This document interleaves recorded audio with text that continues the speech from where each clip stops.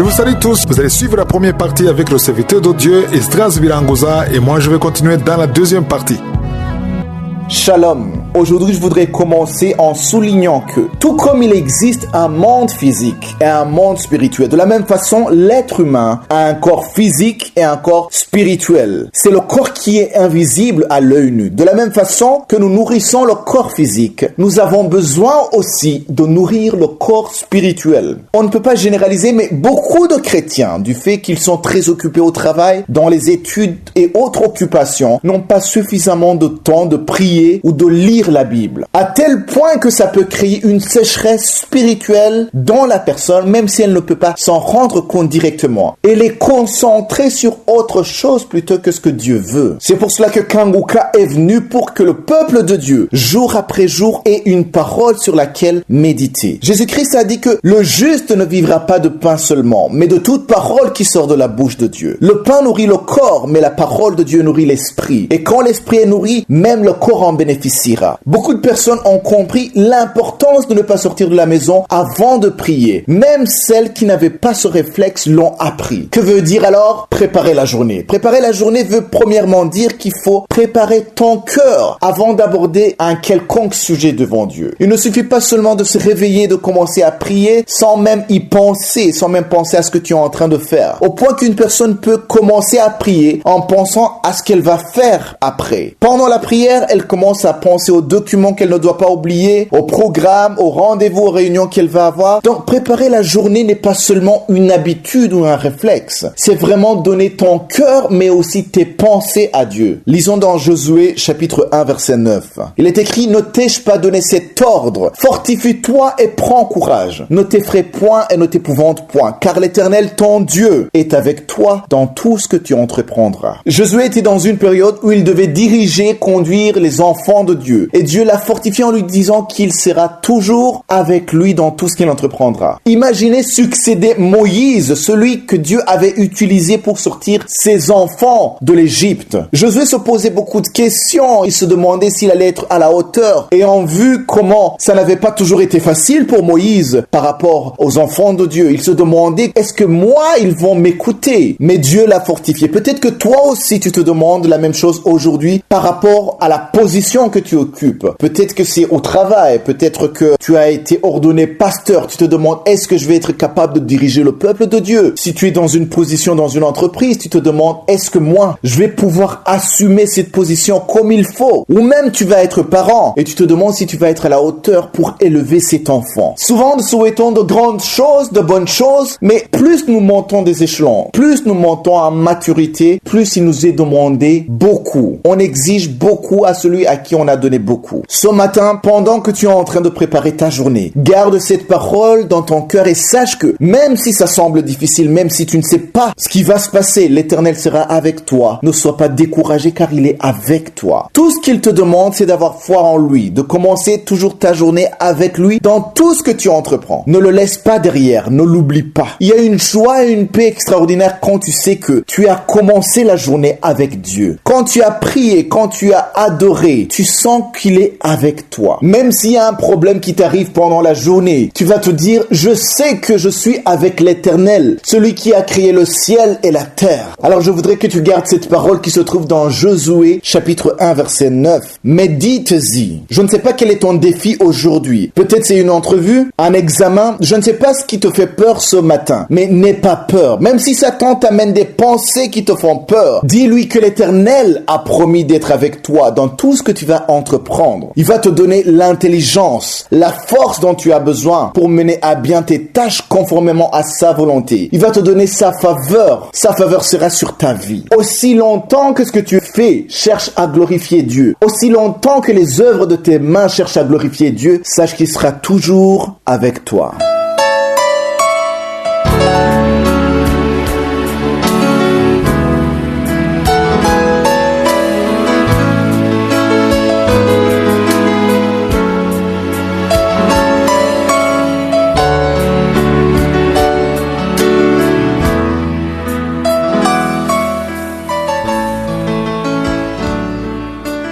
Nous sommes maintenant dans le moment réservé à l'enseignement. Nous continuons à étudier sur le livre de Néhémie. Je vous ai dit durant toute la semaine que nous allons rester sur le 6e chapitre. Il y a beaucoup de choses à dire sur le 6e chapitre. Et si vous l'avez remarqué, je m'adresse essentiellement aux serviteurs de Dieu, mais aussi aux chrétiens en général. La plupart de ceux qui me suivent sont au courant de ce que je dis. Vous êtes sur les réseaux sociaux. La plupart d'entre vous sont sur YouTube, Facebook, Instagram, TikTok. Et ce que je dis, vous le savez parce que c'est ce que vous voyez. Aujourd'hui, l'esprit de Tobija et Sanballat travaillent surtout sur les réseaux sociaux parce que c'est le moyen le plus facile pour atteindre un grand nombre de personnes. Je ne sais pas si vous avez remarqué qu'il y a beaucoup de messages, surtout sur YouTube, des messages qui n'ont pas de sens, des insultes, tout ça. Ils le font pour gagner de l'argent. Ceux qui ne le savaient pas, il y a moyen de gagner de l'argent sur YouTube. Je vais un peu expliquer ça à ceux qui ne le savent pas. YouTube a besoin de gens qui viennent pour faire la publicité. Et plus tu amènes beaucoup de gens, tu peux recevoir de l'argent venant de YouTube. Ça dit que tu t'inscris et plus tu as des gens qui viennent voir tes vidéos, plus tu as de l'argent. Et ça, c'est le moyen préféré de Tobija et Sanballat. Il y a deux façons de travailler. Les esprits de Tobija et Sanballat utilisent les réseaux sociaux pour gagner de l'argent. Il y a d'autres qui viennent insulter les serviteurs de Dieu parce qu'ils sont envoyés par ceux qui les payent de l'argent. Ils sont payés. Et c'était le cas pour Néhémie. On était dans Néhémie chapitre 6. Et au verset 12, il a conclu, quand il a vu le comportement de Tobija et Sanballat, il a dit au verset 12, j'aurais connu que ce n'était pas Dieu qui l'a envoyé. Ici, il parlait du faux prophète qui est venu pour lui demander d'aller se cacher dans le temple. Il a dit qu'il a reconnu que ce n'est pas Dieu qui l'a envoyé, mais il prophétisa ainsi sur moi parce que Sanballat et Tobija lui avaient donné de l'argent. C'est-à-dire que le faux prophète qui est venu intimider Néhémie, il était envoyé par Sanballat et Tobija. Je ne sais pas si vous voyez comment les deux persévéraient. Sanballat a essayé. Lui-même, il est venu physiquement. Ça n'a pas marché. Il a envoyé des messagers. Ça n'a pas marché. Il a utilisé la peur. Ça n'a pas marché. Il a même utilisé un faux prophète juste pour gagner l'attention de Néhémie afin d'arrêter l'œuvre de Dieu. Mais heureusement, Néhémie a remarqué ça. Il veillait. Il avait tout compris. C'est pour cela que j'insiste aux serviteurs de Dieu. Si vous comprenez ce qui se passe, rien ne va arrêter l'œuvre de Dieu. Mais si vous ne comprenez pas, vous allez tomber dans le piège. Tout ce que le diable veut, c'est la distraction. Néhémie a compris ça. Il a dit qu'il a reconnu que ce n'était pas Dieu qui l'a envoyé, mais ils étaient payés. Et aujourd'hui, il y a beaucoup de faux prophètes qui sont payés. Soit ils sont payés par ceux qui les envoient, soit ils sont payés par YouTube. Parce que s'ils trouvent que YouTube les paye, ils vont essayer de parler, de calomnier de plus en plus pour avoir de l'argent. Et si vous l'avez remarqué, souvent ils utilisent la peur. La peur, c'est l'arme préférée du diable. Parce que quand tu as peur, tu deviens faible. Au verset 10, le faux prophète est venu et disait à Néhémie, allons ensemble dans la maison de Dieu au milieu du temple et fermons les portes du temple, car ils viennent pour te tuer. Ils menaçaient qu'il allait être tué. Et c'est pendant la nuit qu'ils viendront te tuer. Et ça n'a pas intimidé Néhémie. Il a répondu en disant, un homme comme moi prendrait la fuite. Et quel homme tel que moi pourrait entrer dans le temple et vivre? Je n'entrerai point. C'est-à-dire que quand il disait qu'un homme comme lui ne peut pas prendre la fuite, ce n'était pas d'orgueil, mais c'est parce qu'il avait confiance en son Dieu. Quand tu as confiance en ton Dieu, tu sais que c'est Dieu qui te protège. Serviteur de Dieu qui m'écoutez, ne soyez pas intimidés. Personne ne peut te tuer si ce n'est pas ton temps. Si tu es correct avec Dieu, si tu es dans la prière, fais confiance en Dieu. Dieu te protégera. Tu peux avoir des gardes du corps, 10 gardes du corps, mais tu peux être tué malgré les gardes du corps. Il y a beaucoup qui ont été assassinés malgré les gardes du corps qui sont armés. La meilleure garde, la meilleure protection, c'est la protection divine. Parce que Dieu voit le complot avant que ça arrive. Voilà pourquoi il faut faire attention. Et si vous êtes le verset 13, j'ai beaucoup aimé la conclusion de Néhémie. Il a dit, en le gagnant ainsi, ils espéraient que j'aurais peur et que je suivrais ses avis et commettrais un péché. Et c'est ce qui se passe aujourd'hui. Beaucoup d'attaques, c'est pour te faire peur. Si tu as peur, tu es tombé dans le piège. Le diable veut que tu aies peur parce que la peur engendre la faiblesse. N'ayez pas peur. Gardez vos yeux sur Jésus. Espérez en lui. Ne soyez pas intimidés par ce qu'on dit. Ne soyez pas distraits. Concentrez-vous sur l'appel. Concentrez-vous sur la construction de la muraille. Concentrez-vous sur l'œuvre de Dieu. J'ai beaucoup de choses à dire sur le verset 13. Le Saint-Esprit m'a révélé beaucoup de choses et c'est pour cela que je vais continuer à parler dans Kangoka de demain. Je vous souhaite tous de passer une excellente journée.